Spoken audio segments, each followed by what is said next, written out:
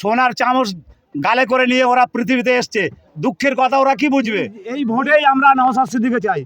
এখানে বলা হচ্ছে যে বারুইপুরে আইএসএফ বলে কিছুই নেই, কি বলবেন? বারুইপুরে আইএসএফ কেন, টোটাল পশ্চিমবঙ্গে আইএসএফ ছিল না, এখন আইএসএফ জন্ম নিয়েছে। আর আইএসএফ জন্ম নিয়েছে যখন এরা দেখিয়ে দেবে মানুষের পাশে কিভাবে থাকতে হয়, জনগণের কাজ কিভাবে করতে হয়, ওটাই হবে ওর কাল। ওই গান আর ছবি ওটাই হবে ওর কাল।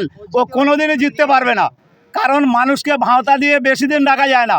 মানুষ বুঝতে শিখে গেছে ভাঁওতা দিয়ে কোনোদিন চলে না। জয়লাভ করতে হলে মানুষের পাশে থাকতে হবে, মানুষের সুখ দুঃখের সাথী হতে হবে, তবে মানুষ পাবে। মানুষ নইলে এমনি পাওয়া যায় না। আমি আপনাকে ভাঁওতা দিয়ে কদিন রাখবো? 10 দিন, 20 দিন, 1 মাস, 2 মাস, এরা দীর্ঘদিন মানুষের ভাঁওতা দিয়েছে। এই পার্টিটা ভাঁওতার উপরে চলছে, মানুষের কোনো কাজ উপকারে আসে না। তাহলে বারুইপুর থেকে লড়াই হবে? বারুইপুরে লড়াই হবে, আর সেই লড়াই হবে যে লড়াই মানুষের সাথে থাকবে, যে মানুষের সুখ দুঃখের কথা বলবে। সেই রকম জনগণ আমরা ঠিক করে নিয়েছি। আমাদের যে প্রার্থী হবে সে মানুষের পাশে থাকবে, মানুষের সুখ দুঃখের কথা বলবে। সেই জন্যই আমরা সেই রকম প্রার্থী জোগাড় করে নিয়েছি, নূর আলম খান।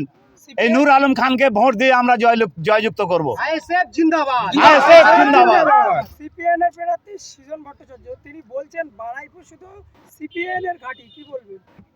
সিপিএম ভট্টাচার্য ওই যে সৃজন যেটা বলেছে বারুইপুর সিপিএম এর ঘাঁটি, এটা সম্পূর্ণ মিথ্যা কথা। উনি রাজনীতি করেন কলেজে, কলেজের ছাত্র যুব যা আছে কলেজের দেয়ালের বাউন্ডারির মধ্যে থাকে, মানুষের জনগণের সঙ্গে মিশে কোনোদিন দেখেনি।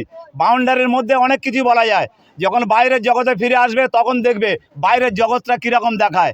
অভাব অনটন, মানুষের সুখ দুঃখ, সেগুলো কোনোদিনও বোঝেনি।